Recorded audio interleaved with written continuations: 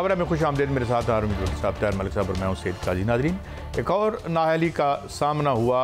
PTI को फैसल वावडा साहब की जो नाअहली आई है, अब वो सुना है जा रहे हैं सुप्रीम कोर्ट में। बहरहाल ये दूसरा फैसला आया है। इससे पहले कल भी एक फैसला आप सुन चुके हैं। अपोजिशन ने तहरीक एतमाद के लिए क्या तमाम तैयारियां कर लेंगे, कितना इसमें हकीकत है और कितना इसमें फसाना है।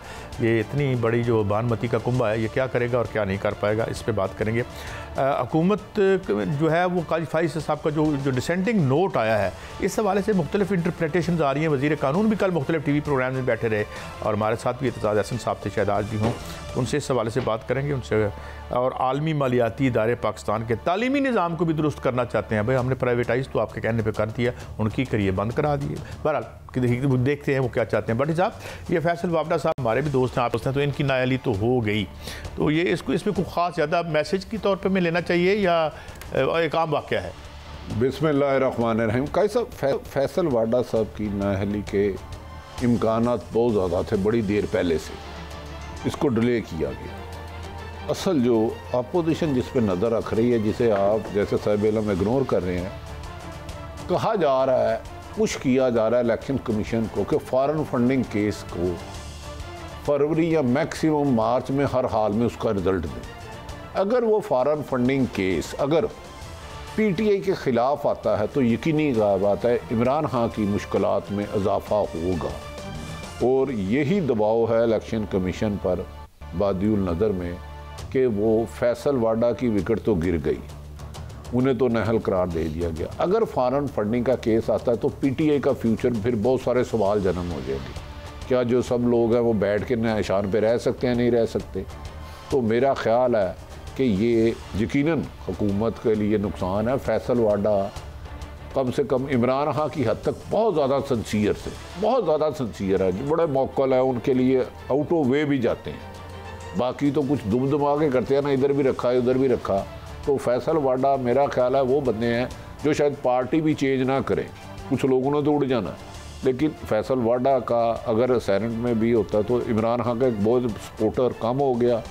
लेकिन foreign funding case election commission में बस वो नज़र रखें कि उसके नताइज क्या आ सकते हैं। जी मैं अब काजी साहब, बड़ा इससे मेरे लिए तो एक सिटीज़न की हैसियत से ये बड़ा सवाल का मैं जवाब नहीं दे पा रहा कि एक सिंपल सी बात है, आपका मुल्क का कानून कहता है कि आप डुअल सिटीजनशिप हो सकते हैं मगर आप इलेक्शन नहीं लड़ सकते। एक सिंपल सा सवाल था कि जिस दिन आपने इलेक्शन कराची से लड़ा उस वक्त आप पाकिस्तान के साथ किसी और मुल्क के सिटीज़न थे कि नहीं? 3.5 साल ये खींचते रहे कि आपने सिर्फ ये बताना है कि मैं वैसे इन्होंने ड्रॉ अपना US सिटीज़न छोड़ दी हुई है, लड़ाई इस बात पे नहीं। पॉइंट ये था कि आपने जब MNA के बने उस वक्त आप डुअल सिटीज़न थे कि नहीं। 3.5 साल लगे इस निज़ाम को ये बताते हुए कि आप उस वक्त डुअल सिटीज़न थे। तो इसमें जो लम्हा फ़िक्र हमारे लिए ये है कि इस मुल्क में इंसाफ किस तरह होगा। मगर आज का दिन अच्छा नहीं है पार्टी के लिए। दो और बड़ी खबरें, एक तो भट्टी साहब ने जो कहा है 24 दफ़ा जो फॉरेन फंडिंग केस है ना PTI का, 24 दफ़ा उन्होंने उनके वकील ने कहा जेरे मैं जी हम आ नहीं सकते, मजबूरी होगी। आज भी उनके वकील नहीं है। और भट्टी साहब ने जो बात की है 1 मार्च को बड़ा एक अहम दिन आ रहा है। 1 मार्च को उन्होंने कहा कि आपकी अगली तारीख है, उस दिन आए हो सकता है कोई फैसला 1 मार्च को हो जाए। लेकिन मलिक साहब, मैं एक और लेट मी डेविल्स एडवोकेट, आज बिलावल भुट्टो साहब ने भी कहा है कि जी ये सिलेक्टेड है। तो सिलेक्टेड का जब आप करते हैं तो आप बराह रास्त हमला करते हैं पाकिस्तान के इलेक्शन कमीशन पर। इस पे वो बिल्कुल खामोश रहते हैं, इसकी क्या वजह है?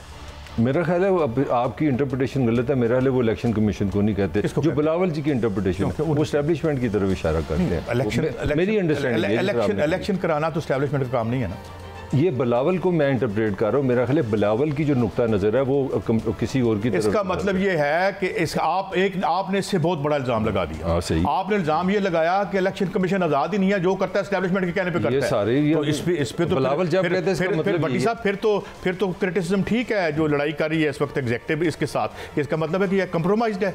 अगर ये मैं वर्जन ले लूँ, मलिक साहब मेरी इंटरप्रिटेशन, मलिक साहब ने और ही हालात बिगाड़ दी हैं। अब ये कैसे हो सकता है कि मैं एक शख्स को बंदूक दूं, पिस्टल दूं कि रशीद को जाके मारा, वो रशीद को मार आता है, तो वो क्या बेगुनाह है? इलेक्शन कमीशन ने रिजल्ट नताइज ऐलान करता है, वो कैसे इनोसेंट हो सकता है? वो तो फिर आप उसे एस्टैब्लिशमेंट कहे, उसे कहे, साफी कहे, और भाई रिजल्ट तो आप करा रहे हो। हाँ हाँ, आईनी और कानूनी तौर पर नाहल तो आपने की है ना फैसल वाडा साहब को। हाँ हाँ, आप अब इसको तो ये किसके कहने पे किया ने कराया, अमेरिकन CIA ने कराया, मुसाद ने कराया। What is this? ये तो कॉन्स्पिरेसी थ्योरीज चलती रहती है। ये मुझे बताए ना, मलक साहब ने तो आज और लुटिया डबोटी इलेक्शन कमीशन की।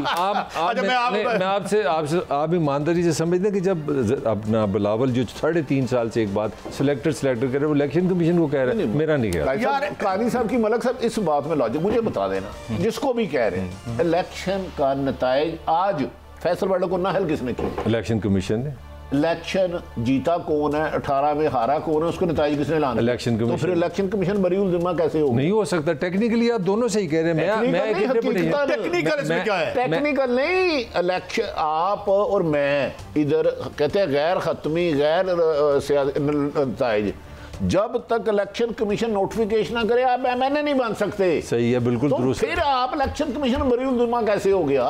मैं बिलावल की जो बात है, मैं समझ सकता हूं उसकी इंटरप्रिटेशन इसका मतलब है बिलावल कह रहा है इलेक्शन कमीशन एक डमी है, रबड़ है, ये ना भी हो तो इलेक्शन हो जाएंगे, उसका ये मतलब हुआ ना? नहीं, वो तो नहीं हो सकता। कराने तो इलेक्शन आप खुद ही कह रहे हैं। चले बड़ी साहब, इसके तो कोई हल नहीं है ना बिलावल की। We don't take you as a spokesperson of Bilawal. हम तो एक फेस वैल्यू पे बात कर रहे हैं ना। अच्छा, क्या मतलब था? अब आप अच्छा, हम वो सिलेक्टर में चले गए। भट्टी साहब से खबर मैंने लेनी थी। भट्टी साहब सुना है कि वाडा साहब को इतने खुश नहीं है प्राइम मिनिस्टर से, कोई ये सही इस तरह की खबरें आ रही हैं? देखिए, मुझे इसका तो नहीं पता, लेकिन मुझे जो अपनी इतलात आई हैं वो खौफनाक आई हैं। इलेक्शन कमीशन बड़ा फैसला करने जा रहा है। ये तो यकम डाल दिया है। अपोजिशन की जो स्ट्रेटेजी बनी है इमरान खान साहब से ना, जो टू बी फ्रैंक इलेक्शन, अब मैं यार कुछ इनसाइड नहीं देना चाहता, फैसल वाडा ने इमरान खान के साथ बहुत सिंसियर चले। उनके मेरी इतलात के मुताबिक जो कराची के सदर बनाया अली ज़ैदी के साथ कोई मिसाली तल्लुकात नहीं है, मैं ख़राब भी नहीं कह रहा। जानबूझ के फैसल वाडा क्राइसिस में तो इमरान खान साहब ने उसके आपकी जमात में ही आपका मुखालफ हो और आप उसको उसी के इलाके का सदर लगा दें, तो आपकी इस बात में बारीक वारदात डाली है आपने, तो काफ़ी हद तक सच्चाई है। अच्छा, तो आज एक और केस भी वो, उस पर भी थोड़ी बात करनी बनती है। मेरे ख्याल में हमने जो दोनों केस डिस्कस किए ना, इलेक्शन कमीशन, मेरी राय है ये उससे बड़ा जो आज वाक़या हुआ है, हमारी सुप्रीम कोर्ट ने पेशावर हाई कोर्ट एबटाबाद के फैसले को कैंसिल किया। वो उसके मुताबिक जो दूसरा मरहला था ना बल्दियाती इलेक्शन का KPK में, वो उन्होंने कहा था थोड़ा सा आगे कर दें। उन्होंने कहा नहीं, ये मार्च को ही होंगे। तो मेरे ख्याल में आज का दिन PTI के लिए अच्छा नहीं है। ये सिर्फ एक खबर नहीं, तीनों खबरों में मुझे लग रहा है PTI पे प्रेशर है। भट्टी साहब, लग रहा है 3 साल उसके लिए अच्छे नहीं थे बेचारे के लिए। सीरियसली भट्टी साहब, ये तीन मैंने आपको तीनों केसेस आज बता दिए हैं। तीनों पे मुझे लगता है PTI पे प्रेशर आ रहा है। ये एकदम लगता है कोई प्रेशर बढ़ गया। हालात में अगर इलेक्शन KPK में जाते हैं तो ये जिन डिस्ट्रिक्ट में करवाया गया ना, बज़ाहिर उसमें PTI का होल्ड था, बज़ाहिर जो हार चुके हैं, ठीक, और जो होने जा रहे हैं उसमें PTI को धचका नहीं धक्का लगेगा। ये मेरी राय है भाई, इसीलिए मैं प्रेशर कह रहा हूं ना, मैं प्रेशर से ही मुराद है। इमरान खान के लिए मुझे लग रहा है घड़ी कोई उल्टी चलना शुरू हो गई है। मैं ये नहीं कह रहा कि चल पड़ी है, वो तो मैं हैरान हूं कि वो तो गालबन जलसे कर रहे हैं। एक तरफ कह रहे हैं मुल्क दहशतगर्दी का शिकार है, एक तरफ वज़ीर आज़म ने 18 गालबन फरवरी को पहला अपना एहतजाजी जलसा आज किया उन्होंने, अवामी मुहिम और नहीं मंडी बाउद्दीन में जलसा करे। आज तो सेहत कार्ड पे खासे बरसे हैं। आज बड़ा बहुत एतमाद में है अपोजिशन जो है, वो बिल्कुल सारे उसके नंबर गेम्स हैं हर, तो ये सब वो तैयार है। ये इमरान खान की हुकूमत तब जाएगी जब अवाम भेजेगी, जो अवाम लाई है। ये बात मैं वो तो 23 में इलेक्शन 24 जब भी होना है। हाँ, बस मैं इसी पे कहा। अवाम तो फिर आपको 1.5 साल मिल गया, आपकी खबर में तो बहुत बड़ी खबर है। मैंने तो आपको कह दिया, जो अवाम जिसने इस हुकूमत को संभाला, अगर लोगों को आई ओपनर ये भी नहीं है कि 56 लोग चेयरमैन सेनेट के खिलाफ अदम एतमाद हो जाए और 51 रह जाएं, सेनेट में वाज़ेह अक्सरियत अपोजिशन की हो, जो जिहाद कर रही है महंगाई के खिलाफ, जिनके 2-2 महीने शादियां रहती हैं, जो खरबों रुपए के माला का और महंगाई के जिहाद करते हैं, और वो बिल मंजूर हो जाए जो साहब बहादुर चाहे। अच्छा काई साहब आप क्या करना है? एक मेरा सवाल ले लें दोनों से, वो मुझे अपनी समझ के लिए मैं फैसल वाडा साहब एक आप वोट से अपना स्टेट बैंक का बिल जीती है, अब कामयाब हुआ है ना ये जो हुकूमत के लिए अपोजिशन के मुताबिक उनका एक वोट ज़्यादा था। अब ये अगर नाहल होते हैं तो नाहल ही उस दिन से बनती है जिस दिन मेरा नहीं, मैं वो कानून की बात नहीं कर सकता। वो ट्रांजैक्शन क्लोज्ड है, वो ट्रांजैक्शन होगी, वो तो लेकिन तो नहीं ना थे उस दिन जिस दिन वोट दिए उन्होंने टेक्निकली। अब आया ना फैसला, अच्छा फैसला बाद में आया है ना, तो बाद में उस वक्त आपके दोस्त इमरान खान साहब इस मुल्क के 3 साल नवाज शरीफ साहब वज़ीर आज़म रहे हैं, अब नाहल हो चुके हैं, वो इलेक्शन नहीं लड़ सकते। वो जो 3 साल हो गए वो 3 दफ़ा जो कौम पे मुसल्लत रहे हैं वो हम वापस नहीं ले सकते। अच्छा सब ले सकते हैं आप 3 दफ़ा जो मुसल्लत रहे। वैसे कोई मैं तो क्या अवाम, आप जो अवाम कहते होते हैं, अवाम देखें शायद उनको ले आए, लेकिन मुझे लगता है कि इस दफ़ा जो अवाम उनको लाती रही है उनके बस में भी नहीं है उनको लाना। मेरी ज़ाती सी राय है। ज़रा गौर फरमाए शेख रशीद साहब क्या कह रहे हैं। हमें इशारों और बैसाखियों का इल्ज़ाम देने वाले खुद इशारों और बैसाखियों के तड़पे जा रहे हैं। कुछ नहीं मिलेगा, एस्टेब्लिशमेंट न्यूट्रल है और वो मुंतखब हुकूमत के साथ है। 8 दिन बाद आपको पता लग जाएगा इनके अदम एतमाद की क्या सूरत हाल है। 50 दिन की इनकी सियासत है, 50 दिन के बाद इंशाअल्लाह इमरान खान और मजबूत हो जाएगा। चलें जी, ये तो इनके कैबिनेट के मेंबर और साथी भी हैं, लेकिन मलिक साहब ये एक बड़ी बुरी बात है, कल भी आप सवाल अवॉइड कर गए थे कि ये 50 दिन में क्या होने जा रहा है, और दूसरा ये कि ये सारा बयानिया भी आपका उलट हो गया कि ये तड़प रहे हैं जाने के लिए, हमारा को हाथ ही पकड़ ले। काई साहब मैंने जो कल आपको इन्फॉर्मेशन दी थी, मेरे भट्टी साहब उसमें शामिल थे, मैं आपको दोबारा दे रहा हूँ इन्फॉर्मेशन। जो अपोजिशन का नंबर्स का खेल है वो पूरा है। अब चक्कर सिंपली ये है कि एक मतलब जो अभी भट्टी साहब क्या कह रहे थे, वो जो नंबर पूरा होता है तो बाद में आधा हो जाता है। भट्टी साहब ये क्या है, वो पूरा कहते हैं। आज आपका ही चैनल, हमारा चैनल ही ब्रेकिंग न्यूज़ दे रहा है, कोई इतनी भी तो नहीं कि पंजाब में शहबाज शरीफ साहब जो सदर नून है उन्होंने अपने MPAs को ये हुक्म सादर कर दिया कि आप लाहौर से बाहर नहीं जाएंगे, आप अपनी जो इतला जहाँ हैं हमें बताएं, आप पास रहें, किसी वक्त आपको जरूरत पड़ सकती है। तो मान लिया आपकी बात के हवाले से तो बहुत सी बात होमवर्क हो रहा है ना यार, पूछते फिरते हैं। साहब ये मुझे बताया मलिक साहब, हम भी कहते थे मार्च तक खतरा है। ये वजीर दाखिला जो इमरान खान साहब के करीब हैं, शेख रशीद साहब, और उनके भी करीब है जो अवाम इमरान खान साहब को लाई है, असल ये कैंडिडेट उनके हैं। ठीक वो भी कह रहे हैं कि 50 दिन बाद इन्हें औकात पता लग जाएगी। इसका मतलब है कोई ना कोई खिचड़ी तो है ना, वरना ये कहते 50 दिन क्या आज ले हो, हमारा कुछ नहीं बिगाड़ सकते। मेरे ख्याल में 50 दिन का क्यों टाइम? 50 दिन का तो बड़ा, उसी में सारे सवाल का आज 9 या 10 है। मैंने आपसे एक दफ़ा नवाजी को कोड किया था, आप इसको उससे ज़रा समझें।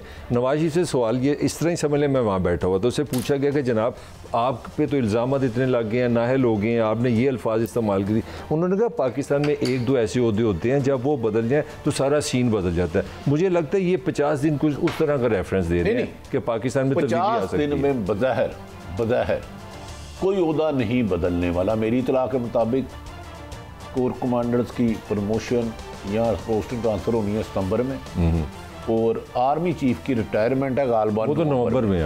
ये 50 दिन में बज़ाहिर बादियुल नज़र में मुझे आज से लेके आज इनका बयान चलाया कि हमने 3 साल पुराना चलाया है।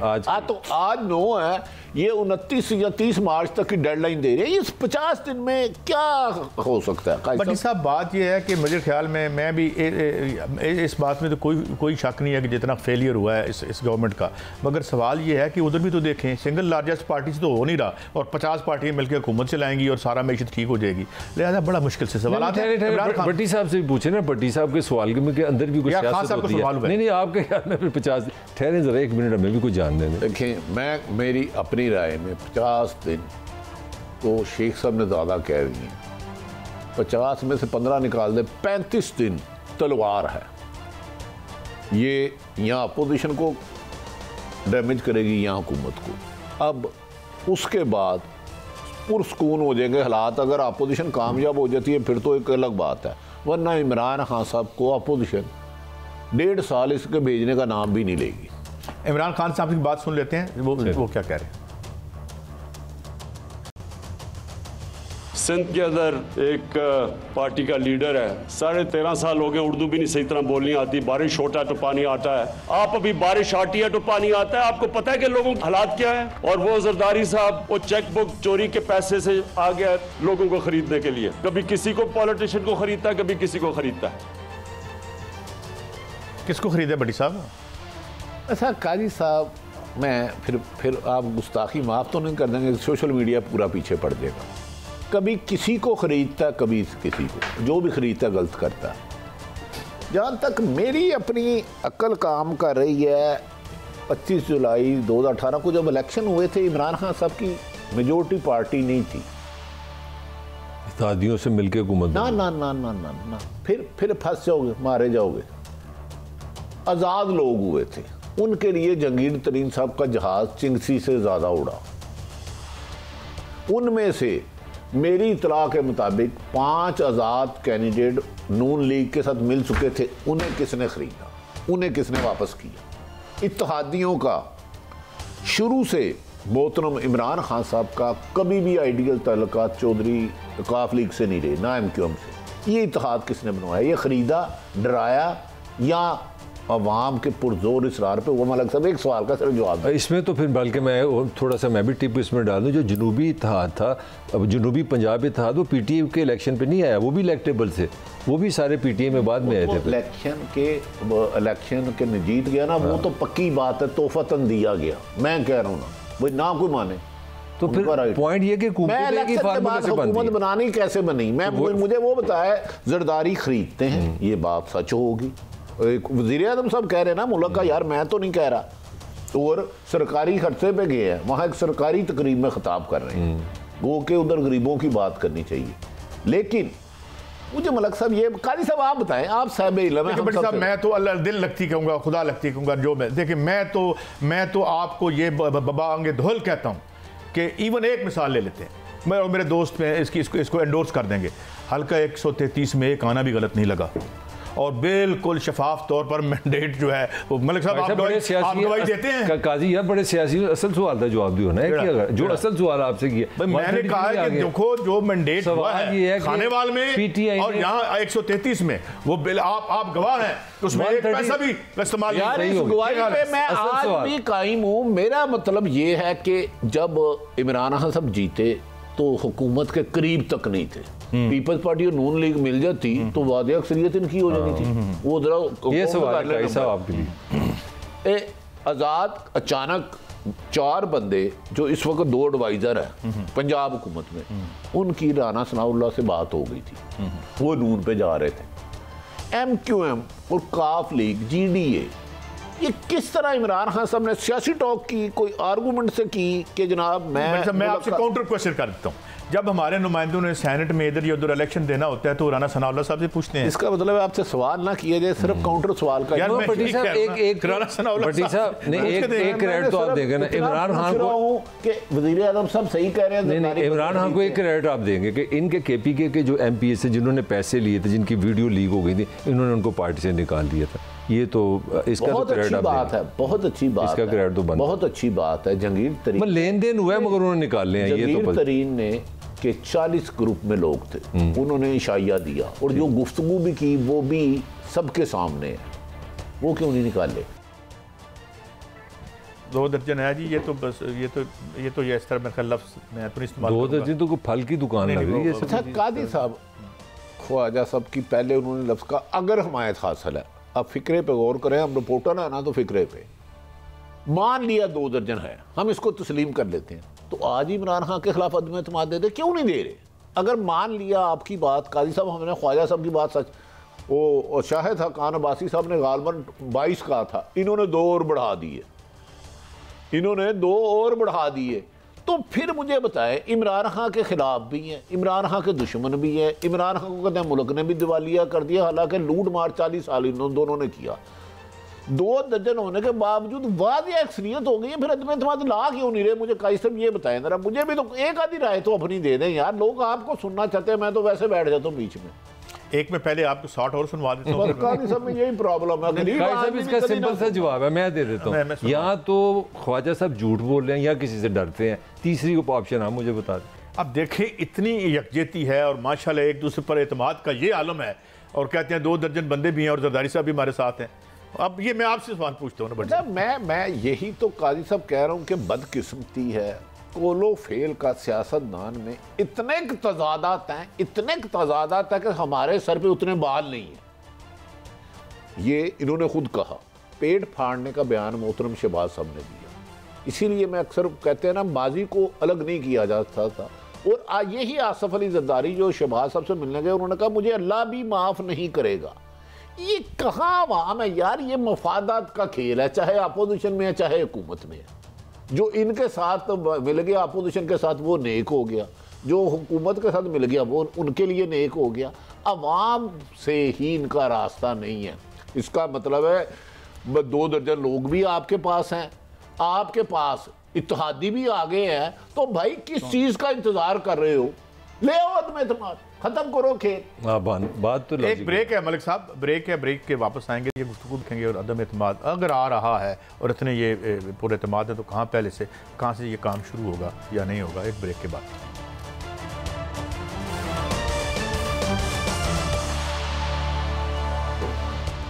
वेलकम बैक नाज़रीन, हमारे साथ मारूफ दानिशवर कानूनदान और पॉलिटिशियन जनाब एतजाज़ एहसन साहब मौजूद हैं। हमेशा उनकी गाइडेंस मिलती रहती है। Thank you very much Aitzaz Ahsan साहब। ये मैं आज आपसे पूछना चाहूँगा, ये जो डिसेंडिंग नोट है, इस पे जो फ़रोग नसीम साहब ने बातें की हैं, आपने भी पढ़ा होगा इस हवाले से कि जी क्या ये अब जजमेंट जो है, क्योंकि उन्होंने रिटायरमेंट के बाद मुबैना तौर पर साइन किए, तो वो 5-5 की है, इसका क्या मुस्तकबिल है? पहले भी आप बात कर चुके हैं, और इसमें जो नुकात उठाए गए हैं उनको आप कानूनी हवाले से किस तरह देखते हैं जनाब एतजाज़ एहसन साहब? ये इसमें जहाँ तक तो ताल्लुक है ना, अगर मैं ये हो कि रिटायरमेंट के बाद उन्होंने ये दस्तखत किए हैं तो वो दुरुस्त नहीं है। ये कोई वैसे आम केसेस में इतना बड़ा इशू नहीं बनता, और जिस जज ने केस सुना हो और जजमेंट रिजर्व कर ली हो और उसके बाद जजमेंट आए, उसकी रिटायरमेंट के बाद जजमेंट सुनाई जाए, तो वो फैसले में हिस्सा ले सकता है और वो इसी तरह साइन कर सकता है। और उसमें इफ्तिखार मोहम्मद चौधरी साहब का मेन फैसला है, जिसमें जस्टिस बुट्टर ने और जस्टिस फकीर मोहम्मद खोकर ने और जस्टिस सईद अशद, इन 3 जजेस ने पहले फैसले पर तो हिस्सा दिया, साथ इत्तेफाक किया था। पहला फैसला था कि क्या इफ्तिखार मोहम्मद चौधरी साहब के खिलाफ एक्शन सही है कि गलत है। वो 13 के 13 जजेस ने कहा था कि वो गलत है और वो यूनानिमस था। दूसरा उसमें सवाल था कि क्या अगर ये बहाल भी हो जाते हैं तो क्या रेफरेंस जो उनके खिलाफ है वो जारी रहनी चाहिए कि नहीं रहनी चाहिए। यहाँ 10 ने कहा था कि जारी नहीं रह सकती, वो भी खत्म है, कल अदम है। लेकिन इन तीनों ने ये कहा था कि ये खत्म नहीं है और वो जारी रहेगी और वो उसको चल रहना चाहिए। गो ये सुप्रीम कोर्ट के चीफ जस्टिस बाद में लग जाए। इस केस में फर्क ये है कि इस केस में जो जज साहब रिटायर हुए हैं, उनका एक पहले फैसला है, रिटायरमेंट से पहले का, और वो रिटायरमेंट से पहले का फैसला जो है वो 10 मेंबर जजेस में से 7 के साथ है और 3 उसमें इख्तलाफी है। यानी पहला फैसला जो था, जो रिव्यू से पहले था, उसमें 7 जजेस ने कादी साहब को की बात को तस्लीम नहीं किया था और 3 ने उनकी बात को मौक़िफ़ को तस्लीम कर लिया। फिर रिव्यू हुआ, रिव्यू में खैर सरीना ईसा भी आ गई और एक माहौल जरा उनकी वजह से बदल गया। मैं पहले दिन से कह रहा हूँ कि ये उन्होंने एक अच्छी मतलब अपने लिहाज से मूव की। जब सरीना ईसा की बहस हुई तो उसके बाद अब क्या हुआ, अब मलिक साहब रिटायर होगा अब मलिक जब रिटायर हुए तो मलिक साहब का एक फैसला मौजूद था, उसको कल अदम करार देना था अगर मलिक साहब ने करना था तो। अब वो मौजूद है फैसला। इफ्तिखार मोहम्मद चौधरी के केस में कोई पहले फैसला मौजूद नहीं था जिसको रिव्यू कर रहे थे और वो रिटायर हो गए और रिव्यू उनका रह गया। यहाँ पहले फैसला था, उसको रिव्यू कर रहे थे, वो रिव्यू जो है उससे पहले वो रिटायर हो गए। अब जब उससे पहले रिटायर हो गए तो जो फैसला बच गया और महफूज रहा वो फैसला जो था जो उनका पहला था, यानी वो 7 और 3 की जो तकसीम थी उसमें वो 7 मेंबर के साथ थे और वही फैसला उनका बरकरार रह सकता था क्योंकि वो पहले उससे रिटायर हो गए थे। अगर रिटायर ना होते, अगर मैं आपको इफ्तिखार मोहम्मद चौधरी के फैसले का एक मरतबा फिर आपको एक इशू बताऊं। इफ्तिखार मोहम्मद चौधरी के फैसले में ये हुआ कि फैसला 20 जुलाई 2007 को सुना दिया गया, तो शॉर्ट ऑर्डर सुना दिया गया। शॉर्ट ऑर्डर जो था उस शॉर्ट ऑर्डर में वो अब मुकम्मल हो गया। फैसला शॉर्ट ऑर्डर जब सुनाया दिया जाता है तो फैसला हो जाता है, उसमें तब्दीली नहीं ला सकती। अब रिटायर होने के बाद जब वो फैसला एक्चुअली सुना गया, जब सुनाया गया डिटेल्ड ऑर्डर, उससे पहले जज सारे आपको याद होगा 20 जुलाई को फैसला आया, 3 नवंबर को ये मुशर्रफ ने दोबारा इमरजेंसी लगा ली, सबको गिरफ्तार कर लिया। अब ये फैसला अभी डिटेल्ड फैसला इन्होंने लिखना था, अब डिटेल्ड फैसला नहीं लिखा हुआ कि गिरफ्तार हो गए और जब रिहा हुए तो उनके कागज सारे ले लिए, उनकी दराजें खाली कर दी नहीं थी और डोगर साहब ने सारी दराजें खाली करा दी थी ताकि उनके पास कुछ ना कागज नहीं थे। फिर इनको ख्याल आया कि इनको जजमेंट तो लिखनी चाहिए, तो अक्सरियत ने जब जजमेंट लिखी तो खलील रमदे साहब की जजमेंट में ये रिक्वेस्ट है जावेद भुट्टर साहब को, सैयद रशद साहब को और तीसरे जो नाम मैंने अभी लिया है फकीर मोहम्मद खोखर साहब, कि अगर आप चाहें तो आप डिटेल जजमेंट लिख सकते हैं। उनमें से किसी एक ने, मुझे याद है गालिबन भुट्टर साहब ने उस पर डिटेल जजमेंट दी, बट भुट्टर डिटेल जजमेंट दे सकते थे रिटायरमेंट के बाद भी, पर रिटायरमेंट के बाद जो फैसला पहले दे चुके हुए थे उसको तब्दील नहीं कर सकते थे। तो ये वही सूरत हाल है इनकी। ये जो आप ये तो इस हवाले से बड़ा आपने वजाहत से एतजाज साहब यही गुजारिश है, अब जो फैसला है आपकी इस बारे में क्या माहिराना राय है? कोई कह रहे हैं 5-5 हो गए, कोई कह रहे हैं 4-6 हैं, आप क्या समझते हैं कि इसमें क्या फैक्ट्स हैं? इसमें फैक्ट मेरी निगाह में तो मलिक साहब जो है वो तो बिल्कुल एक्सक्लूड हो जाते हैं, वो अपने फैसले को तब्दील नहीं कर सकते रिटायर होके। डिटेल जजमेंट लिख सकते थे, डिटेल जजमेंट लिखते तो वो उसी की सपोर्ट में होता। जहाँ तक ताल्लुक है एक और जज साहब जो जिन्होंने बाद में फैसला लिखा है, अब इनमें से 4 याया अफरीदी साहब हकीकत में एग्री नहीं करते मेजॉरिटी के साथ। वो एक मुख्तलिफ राय या मुख्तलिफ मंतक को लाते हैं, बरूए कार लाते हैं अपने फैसले में।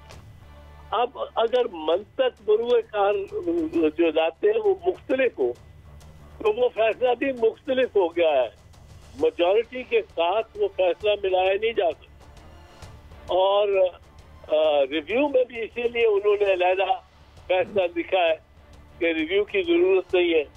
तो इसमें बहस ये हो सकती है कि ये 5 और 5 का हो गया। लेकिन मैं आपको एक चीज बता दूं, जो फैसला उमर बंदियाल साहब ने लिखा है और जिस तफसील के साथ और जिस बारीकी और उसमें उसकी तह तक जाके उस फैसले में जब ये लिखा गया है और ये पाया गया है कि सरीना ईसा साहिबा की जायदाद थी, ये तो एडमिटेड फैक्ट है, उनकी जायदाद थी। ये एडमिटेड फैक्ट है कि वो जायदाद डिक्लेयर्ड, उसके मनी ट्रेल कोई डिक्लेयर्ड नहीं थी कि कहाँ से आई, किधर से ली, किसने ली। ये भी एडमिटेड फैक्ट है कि काजी फैज ईसा साहब इस अकाउंट में रकम डालते भी रहे और निकालते भी रहे, यानी इसको ऑपरेट भी करते रहे। गोया के उनका इसके साथ जब बराह रास्त ताल्लुक था। तो वो बात कि क्या वास्ता था काजी फैज ईसा का सरीना फैज ईसा के अकाउंट से, और इसका कोई ये अलग वो अपना ये टैक्स देती थी, ये अपना टैक्स देते थे, तो ये इसलिए इनको पूछा ही नहीं जा सकता। ये बात गलत होगी। इत्तेदार साहब, मैं एक सिंपल आम आदमी के नुक्ता नज़र से पूछना चाह रहा हूँ कि ये केस हमेशा के लिए बंद हो गया है या हुकूमत के पास अगर जाना चाहे, इसकी समाअत दोबारा चाहे, हुकूमत के पास कोई ऑप्शन है या सुप्रीम कोर्ट खुद इस पर सुओ मोटो को ले सकती है? मैं सिंपल ज़ुबान में, ये केस ख़त्म हो गया कि ये दोबारा खुल सकता है? ये ज़रा इस पर कोई रहनुमाई कीजिए। अब मलिक साहब, ये सूरत हाल है कि कोई केस भी आप समझ लें ऐसा नहीं है जो दोबारा ना खुल सके। अदालतों ने, हमारी अदालतों ने इतने मुतज़ाद फैसले दिए, इस कदर मुतज़ाद फैसले दिए। मैं आपको मिसाल एक देता हूँ, बड़ी सादा सी मिसाल। उसकी वजह क्या है मैं नहीं जानता हूँ, मोटिव क्या है, पर नवाज शरीफ के हक में जो मैं बात करने लगा हूँ, नवाज शरीफ को सजा होती है औकामा रखने पे और तनख्वाह अपने बेटे से ना लेने।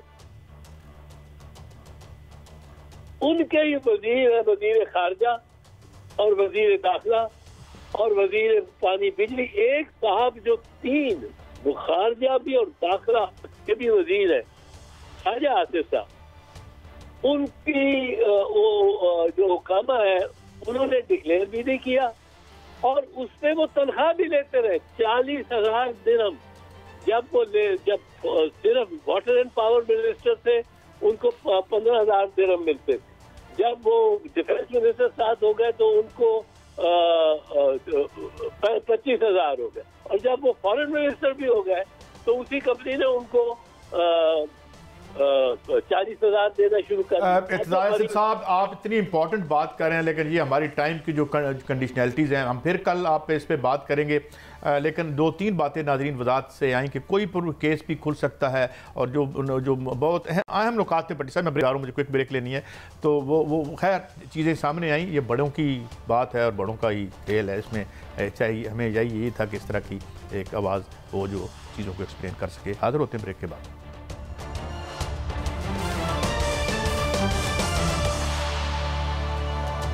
Welcome back. बड़ी साहब और मलिक साहब, आपसे शुरू करते हैं। ये आपका भी ख़ास मौजूद है। आलमी मालियाती इदारे कहते हैं कि पाकिस्तान के तालीमी निज़ाम में कोई तब्दीली होनी चाहिए, ये होनी चाहिए। इतनी इंटरफेरेंस कर रहे हैं, तब्दीलियाँ हमने तो बहुत कर ली हैं, मुझे बताएं। अब वैसे भी गरीब आदमी को तो वैसे ही तालीम हासिल करने पर पाबंदी है, जितनी प्रोहिबिटिव फीस हैं, तो क्या तब्दीली करें, की करिए? तुसी तो मैं फीसा तो बगैर पढ़े हैं। एक असूली बात है, जब आप किसी बैंक से कर्जा लेते हैं वो आप पे इंटरफियर नहीं करते। आप दुनिया के किसी बैंक से जाकर कर्जा लेंगे, वो आपको शरात बताएगा। तो पहले तो आई डिसएग्री विद यू। अगर आप में इतनी आकड़ है कि आप चाहते हैं हमें मुदाखलत कर दो, तो फिर बैंकों से ना कर्जा लें। ये एशियन बैंक है और को क्या गलत बात की है? उनके पॉइंट्स दे रहा हूँ मैं, अपने नहीं दे रहा। वो कह रहे हैं आपके 2.5 करोड़ बच्चा जो है 5 साल से 15 साल का जो बच्चा है वो स्कूलों में नहीं जा रहा। वो जिस तरह वो कह रहे हैं आपका जो निसाब है वो गैर मेयारी है। वो कह रहे हैं आप तालीम पे पैसे ज़्यादा नहीं लगा रहे। फिर वो कह रहे हैं जो आपका निज़ाम है वैसे पैसे भी पूरे नहीं लगा रहे, वो भी नाकस है। आप जो क्वालिटी की तालीम दे रहे हैं वो, इसमें कौन सी चीज़ गलत है? 2 मिनट हम अमेरिका, लंदन या किसी भी दूसरे मुल्क को कह सकते हैं कि अपने तलीमी निसाब में ये तब्दीली करो? अगर हम कर्जा लेने जाएंगे तो वो कह सकते बात तो सुन किया, अगर हम कर्जा छोड़ देना, हाँ फिर नहीं कह सकते, तो फिर आप सही कह रहे हैं यार, एक पाकिस्तान इंडिपेंडेंट मुल्क है, ठीक कह रहे हैं आप, इसका तलीय एक इस्लामी जमहूरिया पाकिस्तान है। कोई मुल्क इधर कह दे कि जो उधर पढ़ाया जाता है उधर अच्छी होगी एजुकेशन, हम वो यहाँ नहीं पढ़ा सकते। वहाँ इस्लामियत हम कहेंगे जी लाजम करो आप ऑक्सफोर्ड में, वो कर देंगे? नहीं मैं आपकी बात का जवाब देता हूँ। मेरे वसूलियों का 80% तो ऐंठ लेते हो, डकैतो, यहाँ आके डकैती करते हो। जब हमें कर्जा देते हो तो लिख के देते हो वहाँ खर्च करना है, वहाँ अपने तुम कंसल्टेंट भेज के वो माल वापस ले जाते हो, फिर हमें तुम कहते हो सीधे हो जाओ। अगर मॉरल क्वेश्चन ही आप उठा रहे हैं तो ये जो हमारे साथ करते हैं, हमारी टैरिफ नीचे गिरा दिया, हमारी वसूलियों को खत्म कर रहा है IMF और वर्ल्ड बैंक, और हम जितना पैसा साल में कमाते हैं इन गोरे चोर सेठों को वो दे देते हैं। वो ठीक है, वो ठीक है, मिलकर करते हैं यार। बात आप वैल्यू जजमेंट दे रहे हैं ना, आप वैल्यू जजमेंट, ऐसा साहूकार है इतने जुतियां मार ले, ठीक है, बिल्कुल गलत है। मैं बहस ही नहीं कर रहा, वो बिल्कुल गलत है, वो खून चूसते हैं, वो जालिम है, वो परिंदे हैं। मगर सवाल है किससे मिलकर करते हैं? हमारी हुक्मरान इशराफिया से, जिसका बयानिया हम बेच रहे होते हैं, जिनका बयानिया बेचते हैं। कौन है? इसाक डार है, ये हफीज शेख है, ये मुस्लिम लीग नून है, पीपल्स पार्टी है, PTI है। ये तो माने ना, हम गलत कर रहे हैं, लेकिन इसको जायज तो नहीं कह सकते। मैं नहीं कह रहा जायज। क्या हम जायज तो कह रहे हैं के ममालिक को कह सकते हैं कि आप अपनी निसाब हमारी मर्जी के मुताबिक चलाओ? ये गलत कर रहे हैं। मेरा काजी साहब से आर्गूमेंट है, मुल्जम हम है, मुजरम हम है, हमने उनको ये सारे रास्ते दिए। हमारा काम था हम अपने आप को करेक्ट कर लें। मुजरिम वो हैं जिन्हें हम यहाँ पे बैठ के डिफेंड करते हैं, जो उनके साथ मिलके हमारी खाल उतारते हैं, जो उनके इनकम टैक्स इंस्पेक्टर बन के हमारे ऊपर होते हैं, जिनके बयानिए हम बेच रहे होते हैं। और ये असल उनका काम है कि हमें गुलाम बना के आपका बच्चा क्या पढ़ेगा या पाकिस्तान का बच्चा क्या पढ़ेगा? ये अमेरिकन या आलमी अमलती इदारों को हक दिया? उनको किसी को हक नहीं दिया, मगर जब आप कर्जे मांगेंगे तो फिर वो इंटरफियर तो करेंगे। मेरा आर्गूमेंट कुछ और, मेरा आर्गूमेंट ये है कि आप एक डेट नहीं साहब, आप वो कर्जों पे सूद ले रहे हैं, अल्लाह वास्ते तो नहीं दे रहे, लेकिन हमारे तालीमी निजाम में मैं नहीं समझता काजी साहब उनको कोई इख्तियार है। हफीज शेख साहब, शौकत तरीन साहब जवाब दें, इसाक डार मुझे जवाब दे, ये हमारे जितने मुझे शौकत अजीज जो सिटी बैंक का मुलाजिम है वो जवाब दे, यहाँ की वो डायनेस्टीज जो माल खाती रही हैं, इन सारे मिलके वो जवाब दें, और IMF भी जवाब दे। इस मुल्क के अवाम सवाल मांगते हैं, लिहाजा इनकी कोई जस्टिफिकेशन है डकैती चोरी की कोई जस्टिफिकेशन नहीं, चाहे वो लोकल चोर आपके मुल्क के जो बड़े नामी ग्रामी यहाँ पे इंग्लिश मीडियम स्कूल चल रहे हैं ना, वो वर्ल्ड बैंक के कर्जों से चले हैं, उनकी ग्रांट से चल रहे हैं। बात आप यार इंग्लिश मीडियम स्कूल तो प्राइवेट है, वो तो हमारी खाल उतारते हैं, उनकी कौन सी ग्रांट है? जब आप किसी उनकी ग्रांट से कुछ नहीं चलता, किसने बता दिया? इस माफिया के स्कूल प्राइवेट माफी की बात कर रहे हैं। इन स्कूलों में जहां 40-40 हजार फीस है, पाकिस्तान की टोटल पॉपुलेशन के कितने % बच्चे पढ़ सकते हैं? Less than 1%। वो तो नाम फिर हम उनको डिफेंड करें। और यार जहां मेरे 95% लोगों ने पढ़ा, जहां छत नहीं है, इधर सुने, तो हुकूमत कोई कानून नहीं है, जो IMF, जो वर्ल्ड बैंक, जो वाशिंगटन कंसेंसस मुझे कहता है कि अपने ये इदारे प्राइवेटाइज कर दो। मुझे अभी ये बता रहा है मेरा प्रोड्यूसर कि उनकी छोटी सी बेटी के लिए 24,000 रुपया फीस मांग रहे हैं। अब मुझे बताएं, ये निजाम भी लेके आते हैं यार, इस तरह ना करें। मोहम्मद खान डाकू को कैसे हम, चलो वो तो अच्छा आदमी होगा यार, थोड़े क्लोजिंग कर रही है मैंने, जिम्मेदारी उनकी है जो उनके साथ मिलकर हमारे ऊपर करते हैं। और हमें चाहिए कि इन लोकल चोरों को भी नंगा करें और आलमी चोरों को भी इनका साथ ना दें। प्रोग्राम का वक्त खत्म हुआ, कल फिर मिलेंगे। अल्लाह हाफ़िज़।